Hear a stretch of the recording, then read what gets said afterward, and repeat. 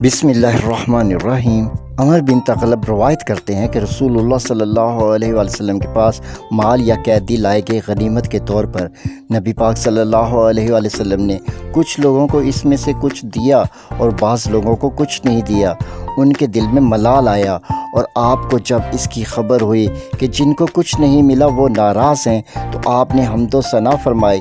پھر فرمایا اما بعد، واللہ میں کسی کو دیتا ہوں اور کسی کو نہیں دیتا، اور جسے میں نہیں دیتا وہ میرے نزدیک ان سے زیادہ محبوب ہیں جنہیں میں دیتا ہوں، لیکن میں ان لوگوں کو دیتا ہوں جن کے دلوں میں بے چینی اور گھبراہٹ دیکھتا ہوں، اور جنہیں میں نہیں دیتا میں ان لوگوں کو اس غنی اور بھلائی کے حوالے کر دیتا ہوں جو اللہ تعالیٰ نے ان کے دلوں میں رکھی ہے۔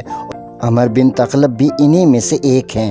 عمر بن تغلب نے کہا، واللہ رسول اللہ کے ارشاد کے عوض مجھے سرخ اونٹ بھی محبوب نہیں ہیں۔ حدیث نمبر 923۔